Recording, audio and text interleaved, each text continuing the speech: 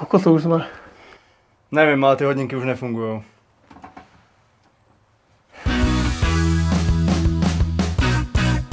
Ahoj, vítajte u nového videa o hodinkách. Ahoj. Vodeodolnosť je jedna z najväčších tém v hodinárskom svete, no ale zároveň paradoxne jedna z tých, okolo ktorej koluje najviac mýtov. Můžu se s hodinkami sprchovat? Co vlastně znamená těch 30, 50 nebo 200 metrů na číselníku? A jak je možné, že i hodinky s vysokou vodeodolností se mi zamlží? Na všetky tieto otázky dostanete dneska odpoveď, ale namiesto toho, aby sme o tom iba rozprávali, pôjdeme do terénu. Přesně tak. No, tak na čo ešte čakáš? Poď!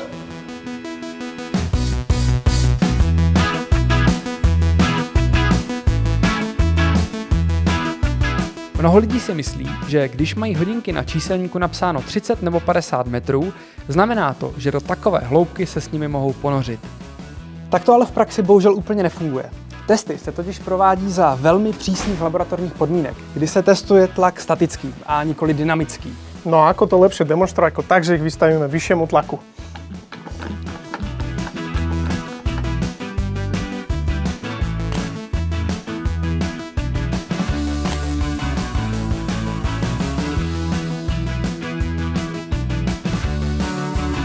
Číslo na cíferníku teda nie je pozvánka do rovnako hlbokej vody. 30 metrov alebo 3 bary znamená základnú vodeodolnosť voči dažďu a pri umývaní rúk. 5-barové hodinky môžete zobrať do sprchy, so stovkou vodeodolnosťou môžete chodiť plávať, bacha ale na potápanie a ponory. No a pri 20 a viac baroch vám hodinky poskytnú plnú ochranu pri vodných športoch a potápaní. No a taková zajímavost, která se vztahuje ke sprše.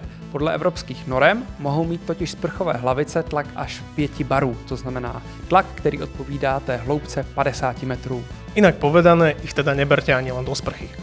Tlak je však len jedna časť príbehu. Jedním z největších nepřítelů hodinek nemusí být jen voda samotná, ale i prudké změny teploty. No a aby sme si to ukázali v praxi, tak potrebujeme saunu. No a kde chceš sehnat saunu?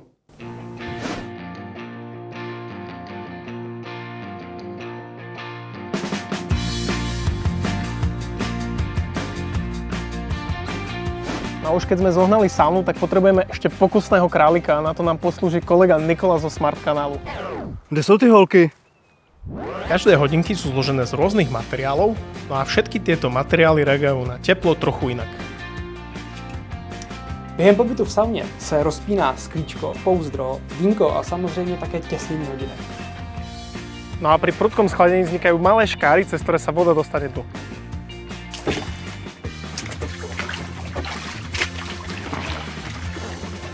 Dobrá správa je, že kolega prežil.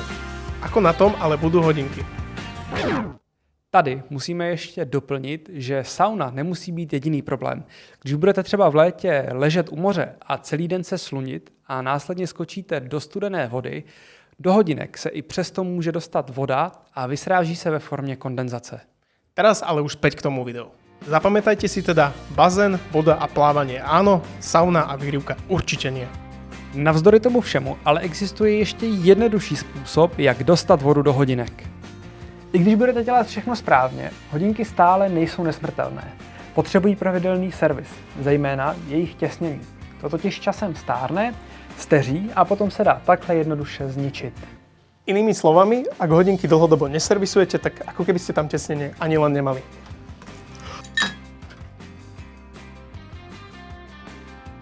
No a práve preto má servis vodeodolnosti svoj zmysel. Poďme do štúdia. Dnes sme sa teda dozvedeli, že hodinky zničí tlak, teplo a para, Ale i obyčejný čas.